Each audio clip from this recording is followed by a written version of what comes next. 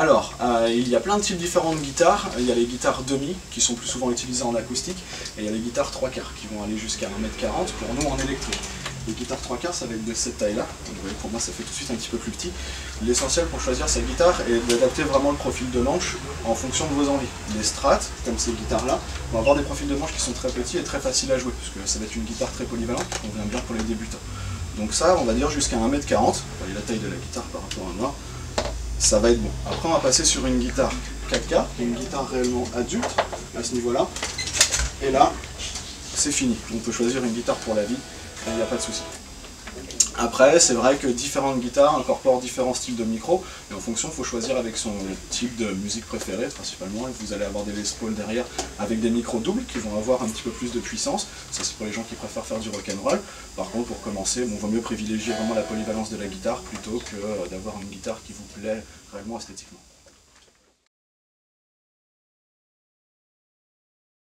Pour commencer la guitare, il faut bien sûr un câble jack. Ça, c'est obligatoire avec une guitare électrique. Après ça s'accompagne obligatoirement aussi d'un ampli, parce que sinon la guitare électrique ne pourra pas fonctionner. Après vous pouvez aussi investir sur un accordeur. Là c'est un petit accordeur qui se branche sur la tête de la guitare. C'est vraiment une nouvelle technologie qui marche très bien, c'est un capteur piezo. Donc même si on a des bruits aux alentours, l'accordeur fonctionnera toujours très bien. Après il y a différents types, on peut l'avoir soit en pédale, en forme de bloc, ou alors aussi en forme de bloc à brancher directement avec la guitare, ou en capteur micro pour une guitare acoustique. Après, libre à vous de choisir ce que vous voulez. Si vous voulez jouer debout, vous pouvez acheter une sangle, ce qui vous permettra vraiment d'avoir un bon équilibre de la guitare quand vous serez sur scène. Un pupitre aussi, pour vraiment lire les partitions, ça c'est obligatoire. Et les médiators, ça c'est la petite chose, c'est le petit grattoir en plastique qu'on utilise avec la guitare qui vous permet d'avoir un son un petit peu plus aigu. Donc c'est ce genre de choses là. Donc vous le tenez toujours dans la main, comme ça, et vous allez gratter vos cordes, tout simplement.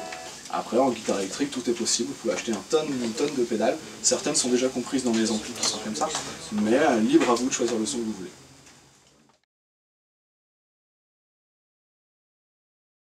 Il y a deux grandes variétés d'amplis, on va dire maintenant 3 avec les nouvelles technologies. Il y a les technologies à transistors, ça c'est directement des circuits électroniques qui sont à l'intérieur de l'ampli qui vous augmentent le son. Donc ça va être à peu près ce genre de choses là, ou ce genre de choses là pour les amplis basses. Ça c'est un petit peu plus hybride, j'y reviendrai après.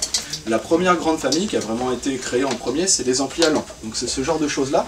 À l'intérieur vous avez comme des petites ampoules à la maison, comme les luminaires, et en fait ça va vous permettre d'augmenter la tension électrique en haute tension, ce qui vous donnera un son de très belle saturation. Donc ça c'est des amplis qui sont assez onéreux, on va dire ça, qui sont réservés à une clientèle quand même exigeante, vraiment au niveau du son, parce que chaque ampli va sonner différemment en fonction du type de haut-parleur, justement en fonction du type de lampe.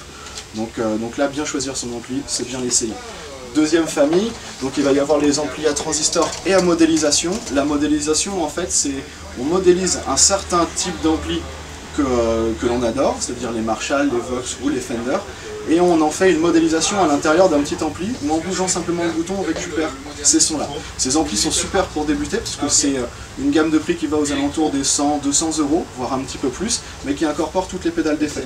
Donc là pour commencer la guitare c'est vraiment très bien parce qu'on se retrouve avec une pédale wah-wah, une reverb, un chorus, un flanger, donc qui permet vraiment de voir un éventail très large de ce qu'on peut avoir en guitare électrique, de ce qui dissocie vraiment la guitare électrique de l'acoustique.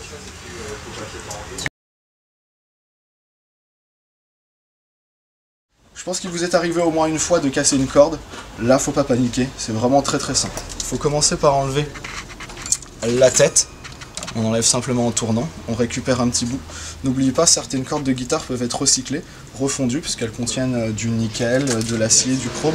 Donc certaines cordes peuvent être recyclées. Prenez la guitare comme ceci. Là sur une Strat, c'est vraiment très simple. Vous avez juste à pousser la corde, elle tombe derrière. On récupère la boule, qui est vraiment l'ancrage derrière pour tenir la corde.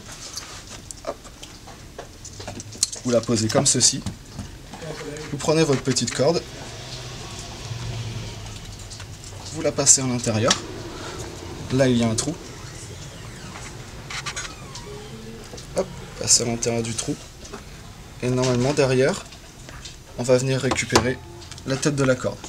Vous allez jusqu'à la butée, une fois qu'on arrive à la butée on ne peut pas aller plus loin. Sur une Strato, il faut faire attention, il faut passer en dessous le petit blocage de corde parce que sinon on n'aura pas un maintien assez bon de la corde. Petite astuce, vous faites déjà un premier tour, vous revenez sur vos pas et vous passez juste à ce moment là à l'intérieur. Voilà. Ce qui aura pour but en fait d'avoir ancré la corde de guitare. Si je prends juste la corde comme ça, vous voyez qu'en fait là elle est sécurisée. Je peux même réussir à soulever la guitare simplement avec le poids de la corde. À partir de ce moment-là, tout devient très simple. Vous prenez ce petit outil qui s'appelle une tourne mécanique ou une manivelle, vous l'enclenchez à l'intérieur et vous tournez tout simplement en gardant une bonne tension de corde. Vous l'enroulez bien. L'essentiel étant de ne pas faire 50 tours de corde non plus à l'extrémité. Et vous voyez qu'ici, on arrive à une bonne tension. Pour que vous n'ayez pas de problème au premier jeu, la guitare, vous tirez toujours bien la corde, histoire de lui donner sa tension d'origine et maintenant définitive. Hop, vous prenez l'accordeur, vous tapez une fois la corde, et vous montez jusqu'à la note que vous avez besoin. Donc là, ici, moi j'ai besoin d'un Mi, qui s'écrit E en notation américaine. Une fois qu'on y est, on s'arrête. Là, la guitare est accordée. Hop, vous coupez la tête de corde. Vous pouvez retirer aussi une deuxième fois dessus, histoire d'avoir la bonne tension. Vous raccordez bien entendu le tout. Donc vous voyez, là on a perdu quasiment une octave. Hop.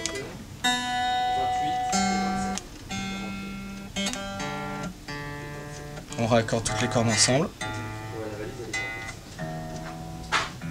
Et voilà, là la guitare est parfaite. Vous avez différents produits pour pouvoir nettoyer la guitare.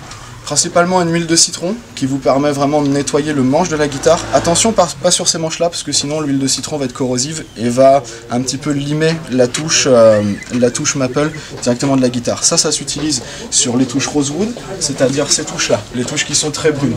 Ça aura pour but de nettoyer les petites poussières de doigts et les bouts de doigts qui tombent dessus et aussi tous les dépôts de cordes et ainsi de suite. Donc bien à passer une fois que les cordes sont enlevées, on enlève l'excédent avec un chiffon doux. Certains vernis nécessitent l'utilisation de différents produits.